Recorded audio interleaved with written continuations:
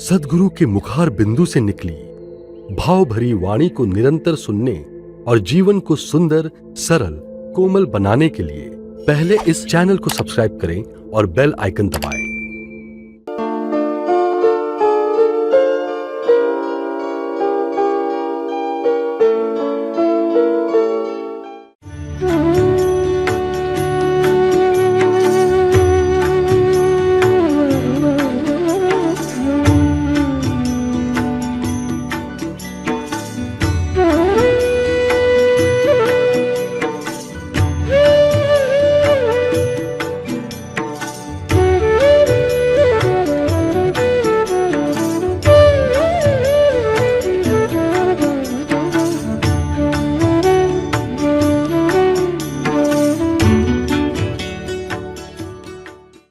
लेना देना कैसे, ये जो लेना देना है ये क्या है?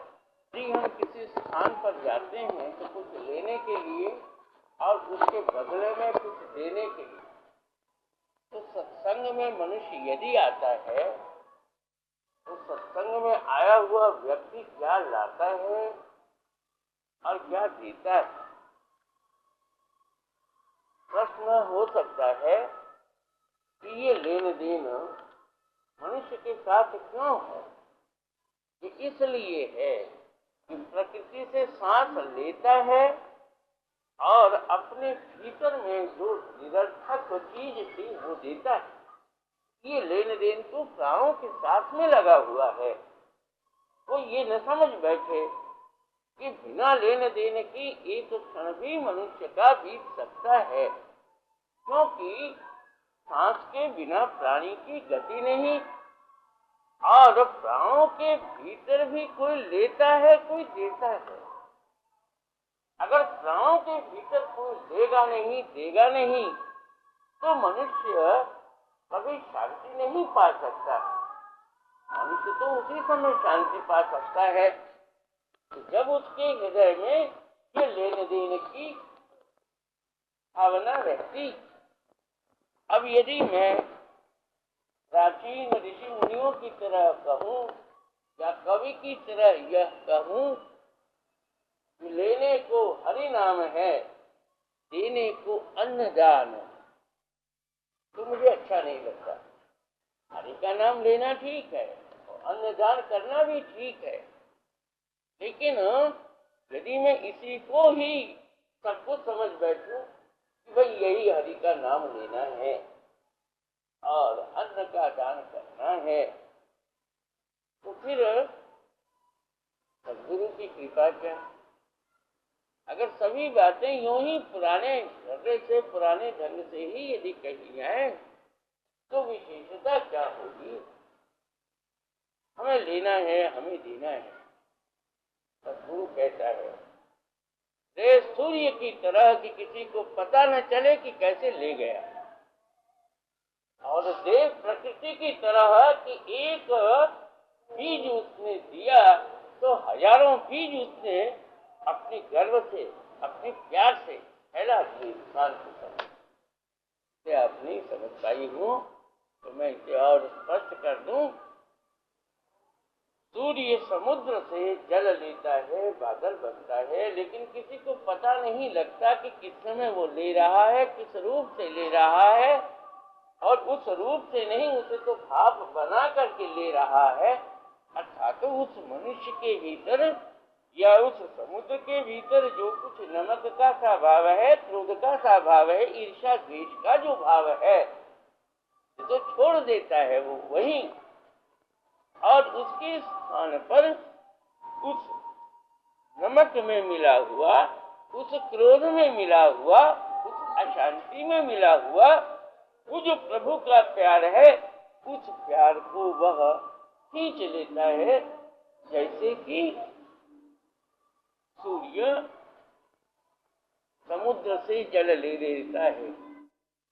यदि सूर्य उसी तरह से लेता, उसी तरह से लेता, कैसे लेता?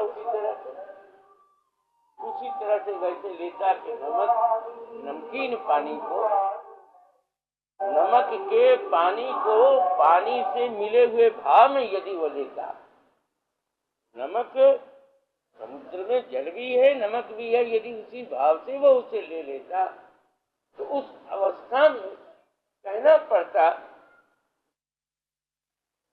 बादल का जल जो है वो कभी मीठा नहीं होता। समुद्र में जैसा जल था उसी रूप से यदि सूर्य उस जल को ले लेता तो उस जल में कभी मिठास नहीं आता, मधुरता नहीं आती। तो फिर क्या लिया उसने? इसी तरह से सद्गुरु यदि मनुष्य के हृदय को उसी रूप से ले लेता जिस हृदय में कि काम क्रोध लोभ मोह मद मात्सर्य भरा हुआ है, तो वो हृदय भी किसी काम का नहीं होता। तो लिया है, क्या लिया है? जिस प्यार के लिए पैदा हुआ, जिस आनंद को पाकर के उसने मनुष्य का जन्म लिया है, वो पेड़ नहीं है, वो पौधा नहीं है, वो प्राणी नहीं है, वो कीट पतंग नहीं है, वो भगवान का दूसरा रूप है। प्राणी बन करके आया है, कुछ नई चेतना लेकर के आया है, कुछ नई चेतना देने के लिए आया है।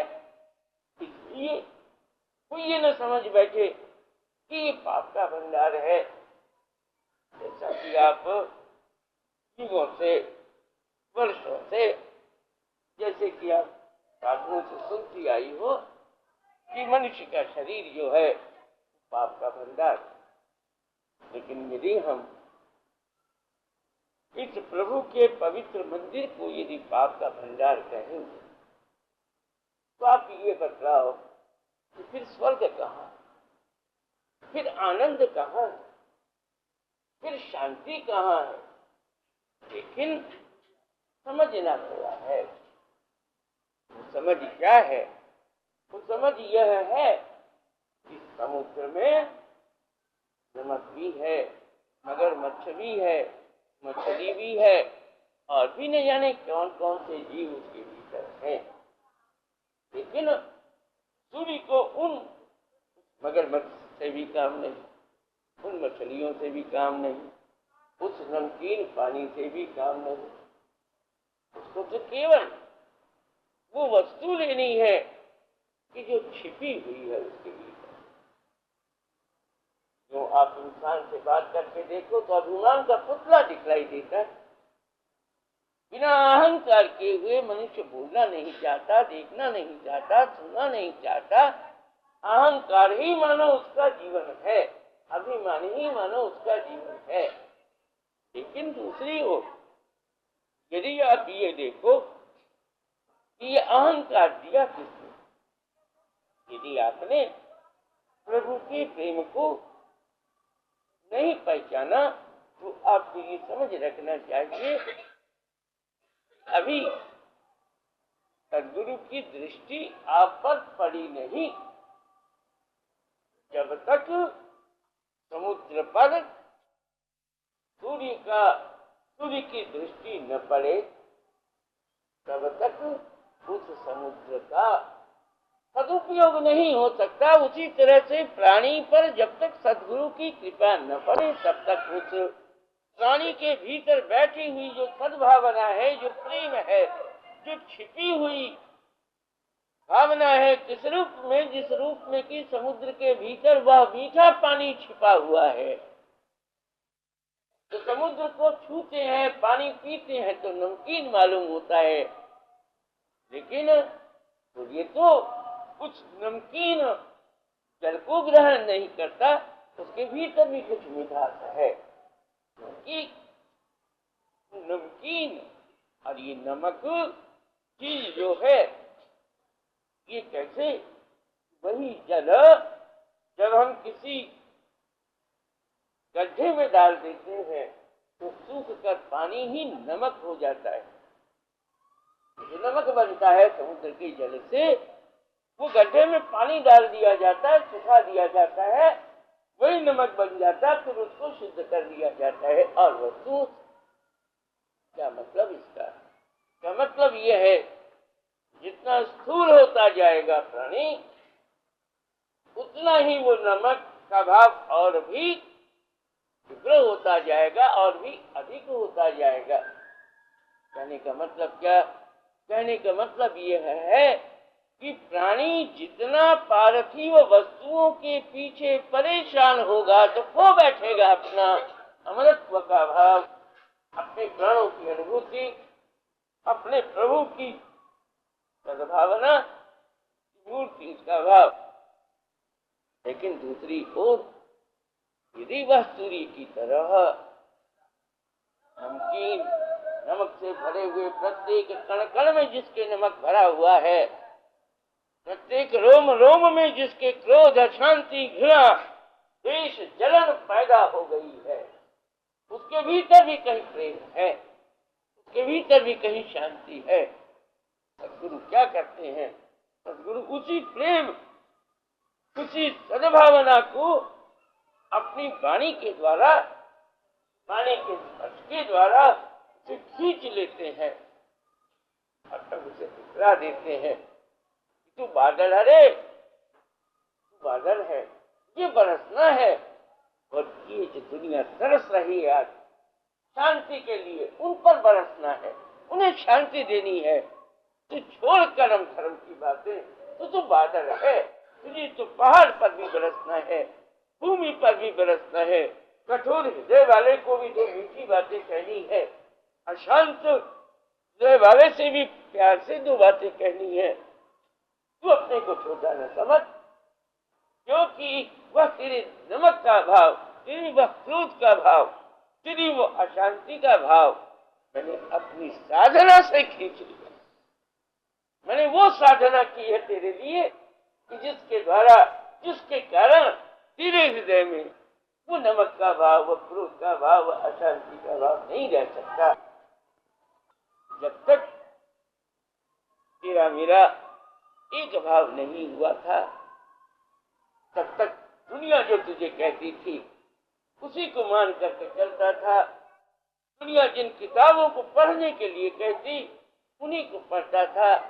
दुनिया जहां चक्कर काटने को कहती, जिसे दूसरे शब्दों में तीर्थाटन कहते हैं, वही तो करता आया था।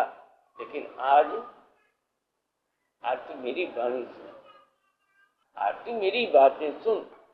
मैं कहता हूं छोड़ इन पुरानी बातें, छोड़ इस कर्म धर्म, क्या क्या चीजें हैं दुनिया में निरर्थक, उनको छोड़। और तेरे भीतर वो अमृत है, वो बादल का जल है कि भूमि पर पड़ा नहीं कि सूखी भूमि तर हो जाएगी, हरी हो जाएगी, हरियाली छा जाएगी। तेरी वाणी से लाखों लाखों व्यक्तियों को शांति मिलेगी। तू क्यों समझता है कि मैं पाप का भंडार? तू क्यों समझता है कि तेरे भीतर क्रोध है, अशांति है? इतने ही सत्संगी आकर कहते हैं कि मेरा क्रोध गया नहीं, तो मैं भीतर ही भीतर मुस्कुराता रहता हूं, इसलिए कि अपने क्रोध की ही बातों को प्रधानता देती, मेरे प्यार को प्रधानता क्यों नहीं देती? मेरे सद्गुरु के भाव को प्रधानता क्यों नहीं देती? जब तक ये क्रोध के भाव को प्रधानता देंगी, तब तक ये सद्गुरु की निकली हुई वाणी जो है वो उसके काम में नहीं आएगी। क्योंकि उसने केवल अपने सामने एक ऐसा भाव रखा है, एक ऐसी चीज रखी है कि वो हमेशा ही अपने अवगुणों को प्रधानता देता हुआ चला आया है। लोगों से वाणी सुनी है उसने, जहां वो ये सुनता आया कि शरीर जो है पाप का भंडार है और मैं तो अपने किए हुए कर्मों का भोग भोग रहा हूँ, मेरे जीवन में सुख कहाँ? मैंने तो न जाने कितने पाप किए कि मनुष्य का जन्म मिला और अब जन्म मिला तो मैं भोग रहा हूँ। ऐसे बोलने वाले और इस प्रकार की समझ रखने वाले लोगों से बचने की आवश्यकता है। प्रभु का मंदिर है, ये हृदय जो है ये मेरा नहीं है, ये प्राण मेरे नहीं, ये भाव मेरे नहीं, ये विचार मेरे नहीं।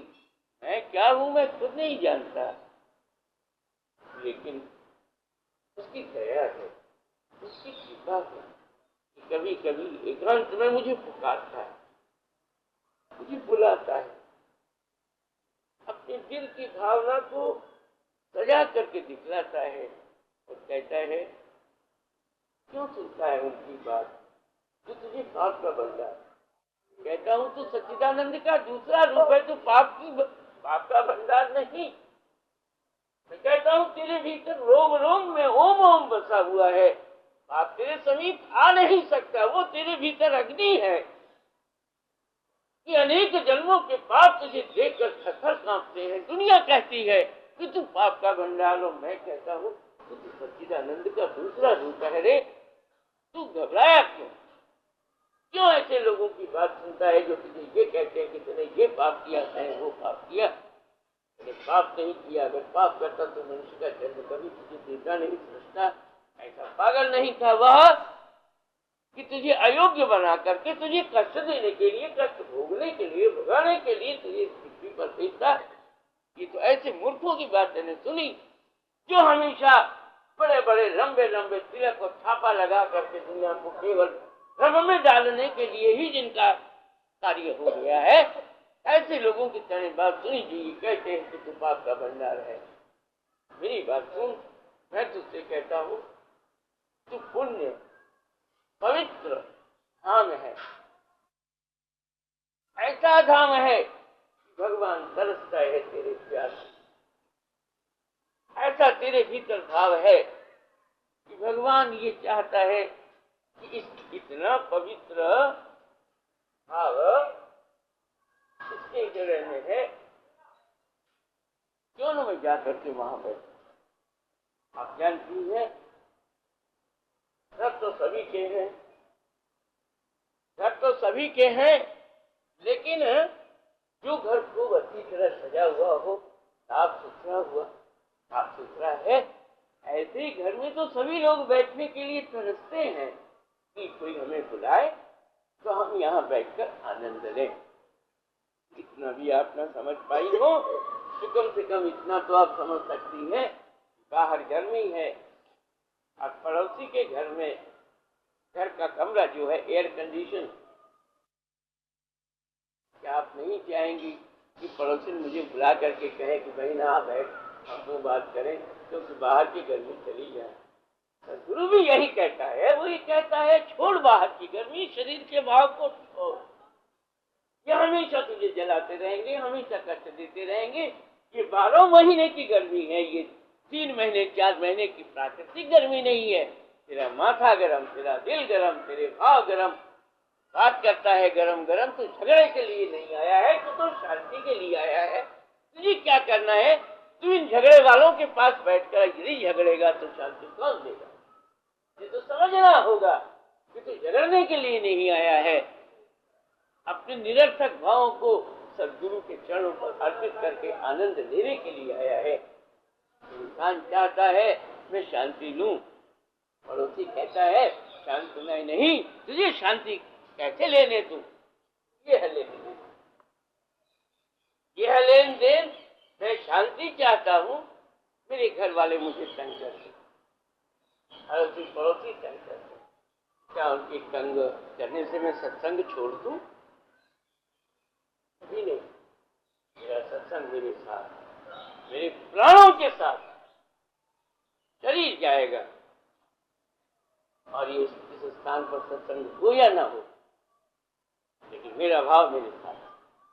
ये तो इसलिए आप लोगों को सब कहना पड़ता है। मैं ये चाहता हूं कि शायद आपके हृदय में भी वो लेन देन की बात, वो लेने देने की बातें शायद आपके दिमाग में आ जाए और आप भी ये कहें मैं भी किसी से मीठी बातें देने की जो इच्छा करूं, आनंद लेने की जो इच्छा करूं। ये मैं इस तरह से आप लोगों के सामने बोलता हूं, अन्यथा मुझे तो नहीं बोलना है। एक व्यक्ति होता है, ये चाहता है कि भाई तू अकेला, साथ में ले ले साथियों को, तो जो कुछ बोलेगा तो बोलेगा ही, तेरे साथी भी वैसी ही बोली बोलेंगे जैसे तू बोलता। क्या होगा? ये होगा, ये जो तरसते हुए प्राणी है उन्हें शांति मिलेगी। आप ये देखो, आप एक साधु की सभा में साधु समाज में गई और वहाँ आपने दिन सुना 2 घंटा 1 घंटा कि मनुष्य तो अपने किए का भोगता है, कर्म भोगने के लिए आया है, मनुष्य का शरीर तो पाप का भंडार है, अमुक तमुक घंटा भर सुन करके आपने क्या लिया? यही न लिया कि पाप है पाप है पाप है। लेकिन यहाँ आप बैठो, आपको पाप की बात नहीं सुनने को मिलेगी। यहाँ कहा जाएगा आप हैं आप हैं आप हैं, पाप नहीं, आप है आप है आप। जहाँ आप है वहाँ संताप नहीं, जहाँ आप है वहाँ विलाप नहीं, आलाप नहीं, कुछ नहीं, केवल आप ही आप है। मनुष्य के भीतर ये भावना हमेशा रहनी चाहिए, मैं दुख भोगने के लिए नहीं आया, दुख देने के लिए नहीं आया, दुख लेने के लिए नहीं आया, मैं तो आया हूँ आनंद के लिए। मेरा काम है आनंद, मेरा धाम है आनंद। जहाँ चलो जहाँ रहूं वहाँ आनंद ही आनंद की भावना। तो सदगुरु ने मुझे बताया। सूफी खेती हरी हो जाती है, जहाँ हरि का कोई प्यारा भक्त जाता है, जलती हुई भूमि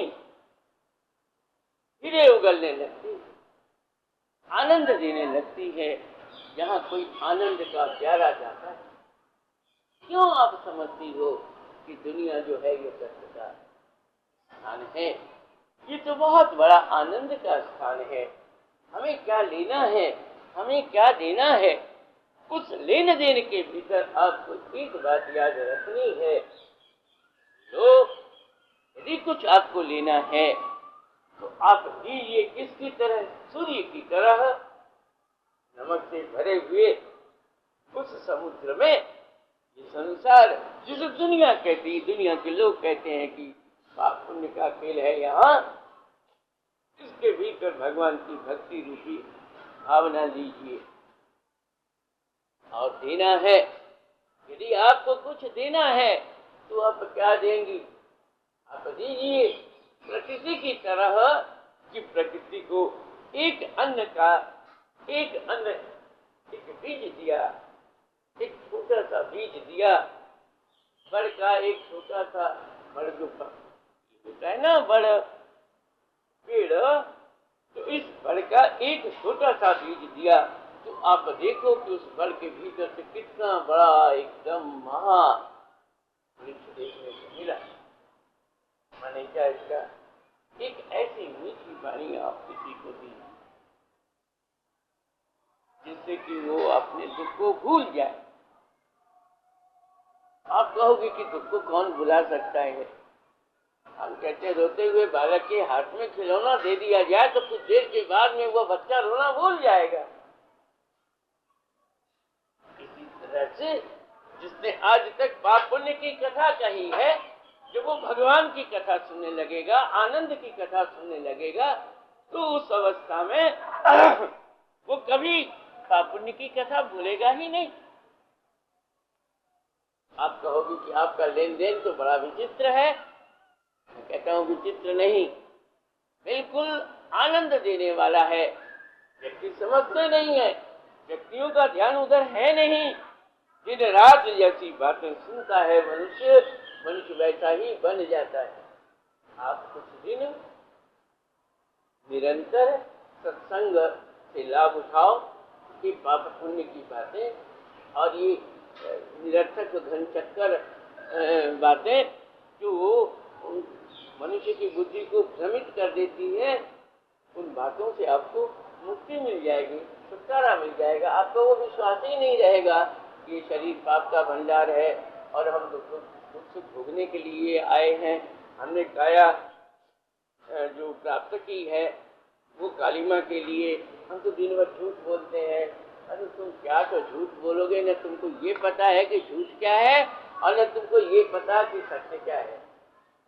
वाणी की झूठ को झूठ कहते और वाणी के सत्य को सत्य कहते। जो सत्य है उसे तो मानते नहीं, जो यथार्थ में सत्य रूप है, जो नारायण का रूप है, उसे तो तुम मानते नहीं और अपनी वाणी पर ही तुमने सत्य और असत्य और झूठ और दुनिया भर की बातें मान ली।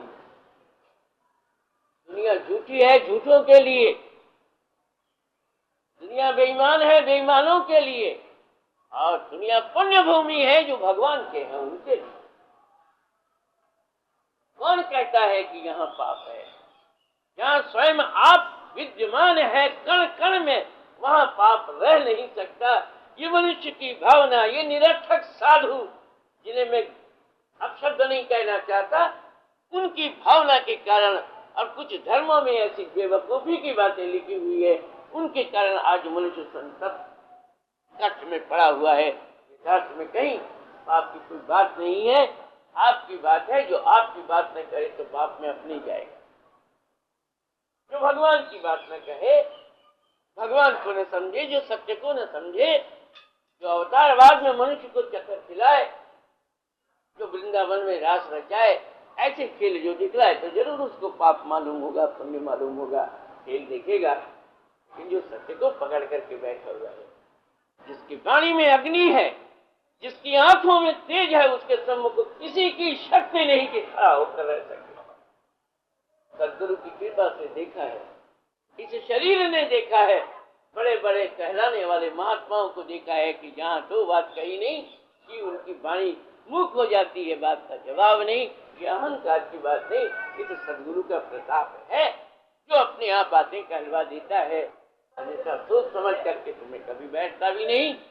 आज भी जो लेन देन की बातें आपसे कह रहा हूँ, वो भी मैंने कोई सोची समझी नहीं है, न किसी किताब में पढ़ी है, न मैंने कहीं देखा है, न मैंने कुछ सुना है। ये तो वही अपने आप कहलवाता है कि भाई लेना क्या और देना क्या। लेने के लिए यही है कि सूर्य की तरह मनुष्य के हृदय में जो प्रेम की भावना है, श्रद्धा विश्वास की भावना है, वो ले। और देना क्या है? वाणी के द्वारा लोगों को शांति दे, ऐसी शांति दे कि तेरी एक वाणी लाखों अरबों खरबों तक पहुंच करके शांति है। ये मुझे देना है, ये अन्न नहीं देना है। ये अन्न देना तो स्थूल चीज है, ये तो अपना मन देना है। जिस मन को पा करके मन प्रसन्न हो जाए। अन्न देने का उतना पक्षपाती नहीं जितना कि मैं मन देने का पक्षपाती हूँ। ये मेरा मन है, इस मन में ये भावनाएं उठती हैं। यदि आपको अच्छी लगती हो तो आप लें। गुरु हमेशा कहा करते थे कि मैं किसी को बलपूर्वक मानने के लिए कभी नहीं कहता। मेरी तो प्रार्थना, गुरु तो प्रार्थना नहीं कहते थे, मैं ही बेवकूफ हूँ, मैं ही कहता हूँ प्रार्थना। तो कहते थे मेरी बात अच्छी लगे तो बाबा, और ना अच्छी लगे तो तू मुझे दे जा बाबा, मेरी बात मेरे पास रहेगी। मैं किसी को बलपूर्वक ये नहीं कहता कि तुझे कंठी धारण करनी ही पड़ेगी, छाप लगाना ही पड़ेगा, नहीं तो यमराज। कौन यमराज? कैसा यमराज? कहाँ है वो यमराज? भगवान के भक्तों के लिए यदि यमराज है तो फिर भगवान ही नहीं होगा किसी ऐसे ही आदमी के लिए यमराज और स्वर्ग और नरक।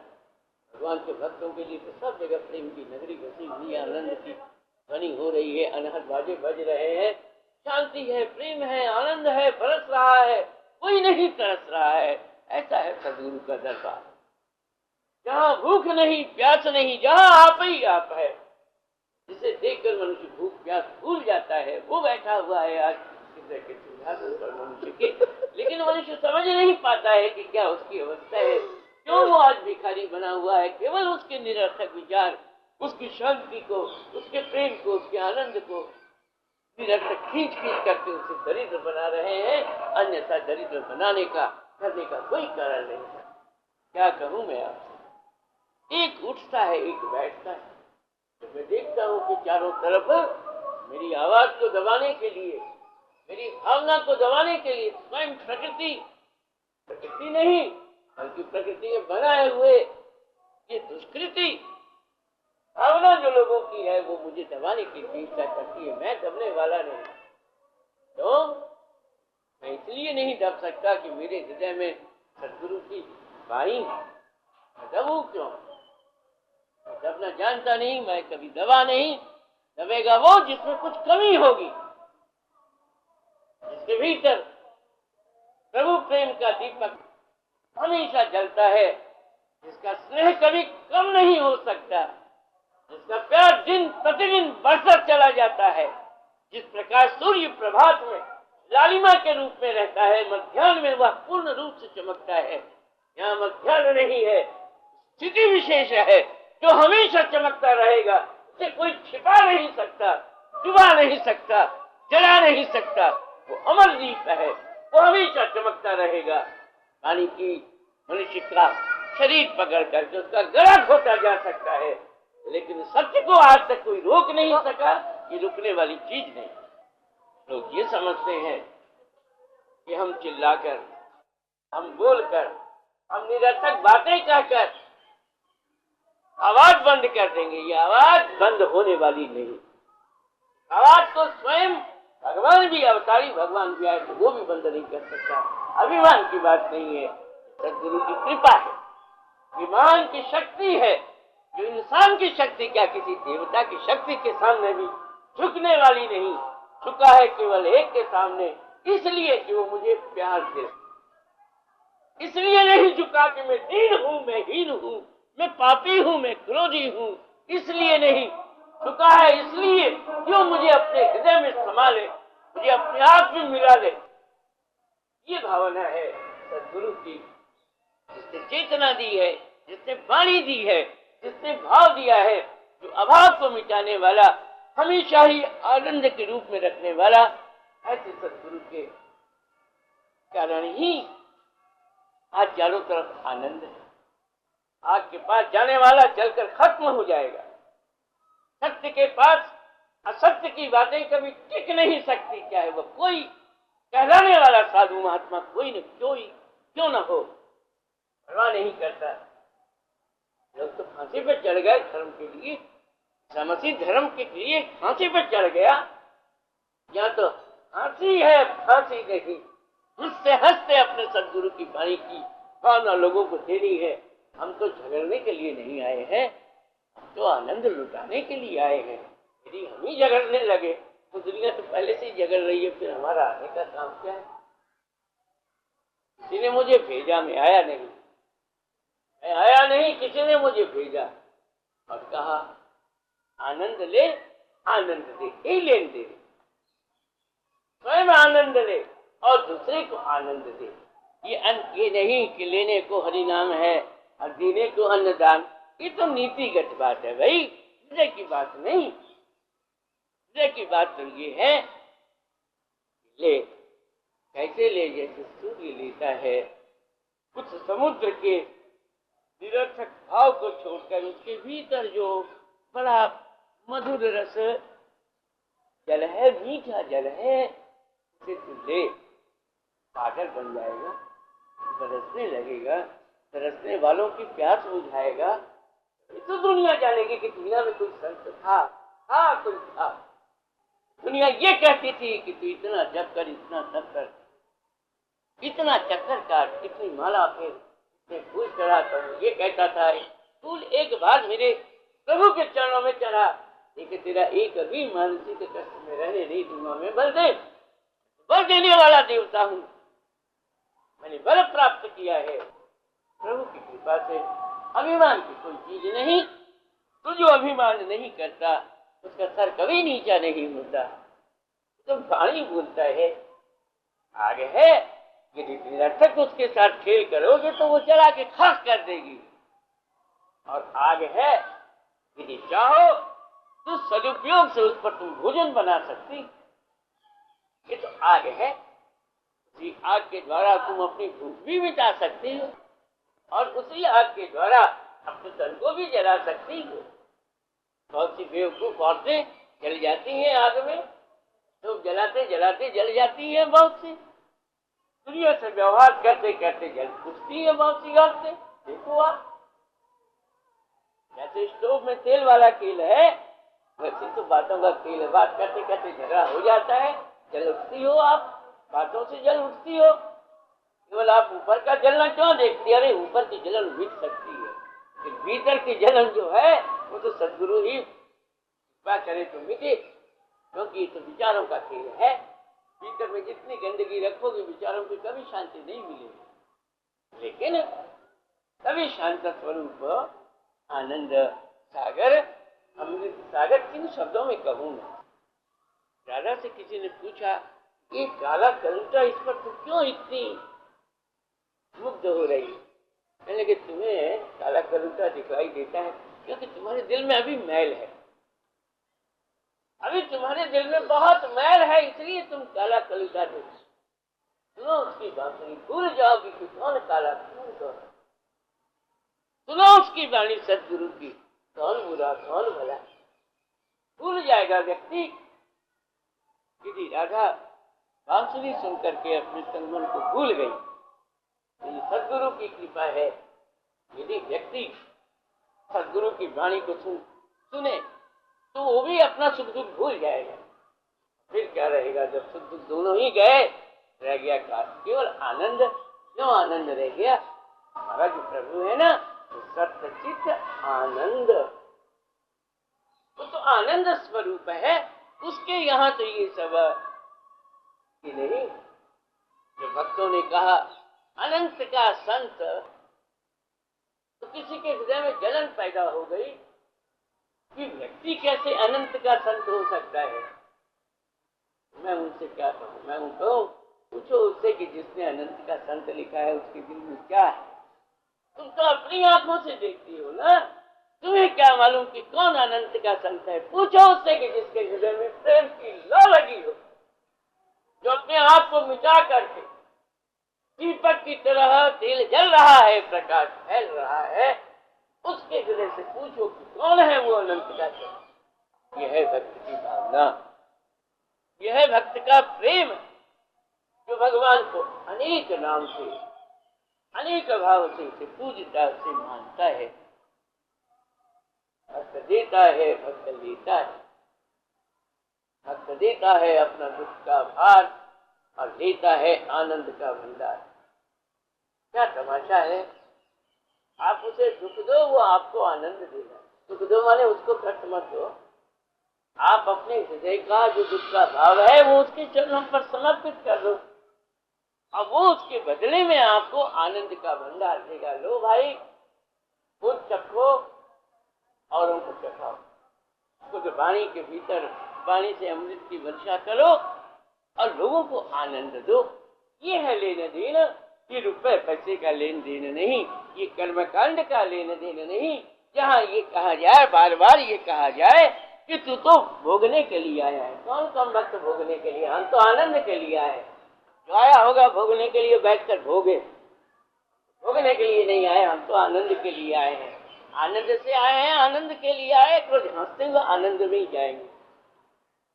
रोए वो जो यमराज को देख करके रोते हैं, जो कर्म कांड के फेर में पड़े हुए, स्वयं प्रथम कर्म कांड के रूप में, मांस के रूप में जिसने सब प्रकार के कांड किए, खेल किए, संत के रूप में जिसने साधना की, साधना करने के बाद मक्खन के मक्खन निकला, प्यार का, भाव का, सद्भावना का, वो हम जैसे मूर्खों को लुटा गए,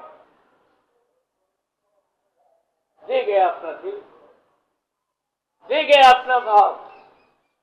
और वही भाव आज लेन देन की बात बताता है और कहता है, तुझे क्या लेना है, तुझे क्या देना है?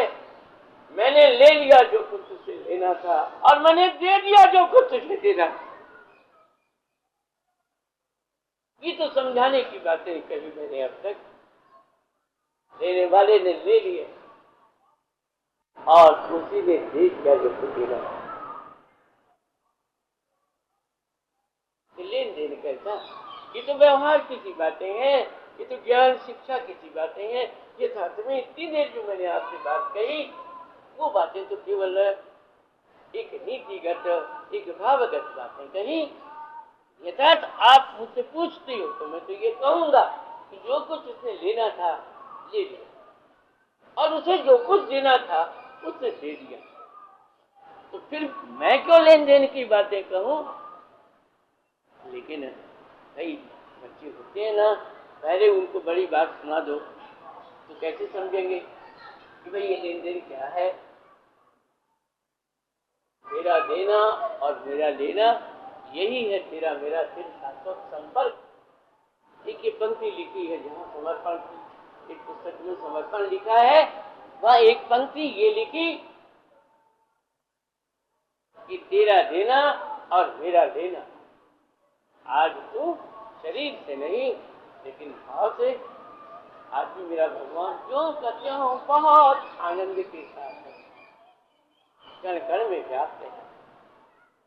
मैंने रूप की उपासना नहीं की, मेरे सदगुरु ने भी कभी रूप की उपासना नहीं की, भाव की उपासना की, और उसी भाव के लिए ही मैं आज बैठा हुआ आप लोगों के सम्मुख कुछ भाव की बातें कहता हूं।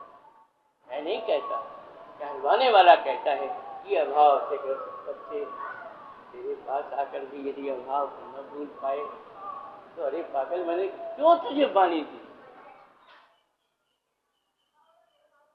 यही चीज मेरे दिल में खटकती है और वही मुझसे ये सत्संग इत्यादि करवाती है। अन्यथा मैं नहीं देखता हूँ कि कितनी बाधाएं मेरे सामने जब मैं खड़ा होता हूँ तो मेरे सामने कितनी बाधाएं यूं खड़ी कर दी जाती है जो पहले नहीं थी। लेकिन तू कैसे सत्संग करता है, देखे तू कैसे काम करता है, एक हम तेरा अपमान करवाएंगे, एक तेरे लिए उल्टी सीधी बातें कहेंगे, फिर भी मैं डरता नहीं, फिर भी मैं घबराता नहीं। तो आँच को आँच कहा, जो सत्य होता है वो जलता नहीं है, निरर्थक चीज जो होती है वो जलती है। तो ये बातें मैं क्यों कह रहा हूँ, ये लेन देन की बातें मैं क्यों कह रहा हूँ, मैं इसलिए कह रहा हूँ कि कुछ देना और कुछ देना ये तो नीतिगत सी बात है। यदि आपको शरणागति का भाव आप हृदय में हो तो वो चुपके से अपने आप ले लेगा, आपको पता नहीं लगने देगा। जैसे कि सूर्य न जाने किस रूप से भाप को उठा करके अपने पास ले जाकर कुछ बादल बना देता है, और देगा क्या, देना कैसा है, एक वाणी देगा, एक बीज देगा, और उस बीज को जब आप बो दोगे किसी के हृदय में वाणी के द्वारा तो देखोगे कि अनेक भावनाएं उसके भीतर बैठी हुई।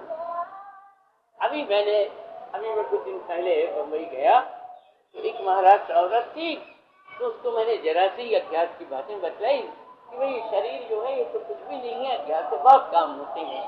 वो चली गई अपने किसी निकट संबंधी के यहाँ रोने लगी, तो फिर रोना सभी लोग रोते हैं, उसे भी रोना पड़ा।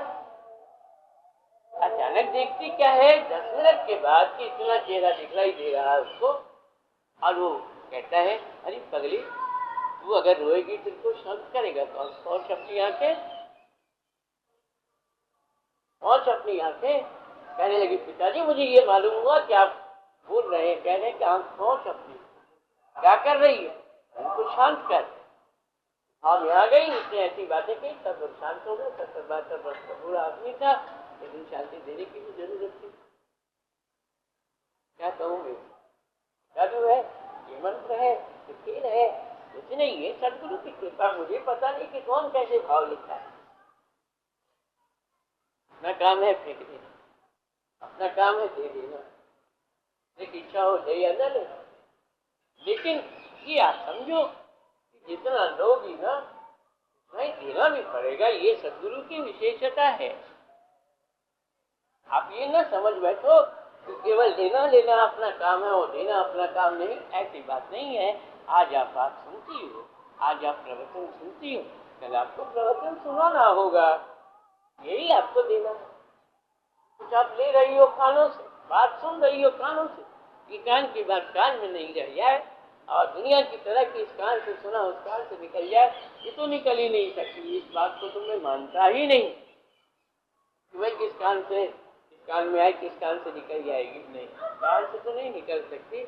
हाँ, दिल पर धीरे धीरे असर करेगी। बेकार तो मैं बोलता नहीं, बेकार सिखाऊंगा नहीं। लेन देन की बातें कहनी थी, 45 मिनट में बोल चुका हूँ, अब मुझे बोलना नहीं है। लेकिन फिर एक बार मैं आपसे कहूँगा, वही बात, वही पुरानी बात, वो ये बात है कि लेना है तो कैसे लोग सूर्य की तरह हो, किसी को पता न लगे कि कैसे आपने भाव लिया, कैसे हमने। और देना है प्रकृति की तरह लोग कि एक बीज देते हैं हम प्रकृति को, और वो एक बीज जो है वो हजारों बीजों को देकर बस आगे नहीं।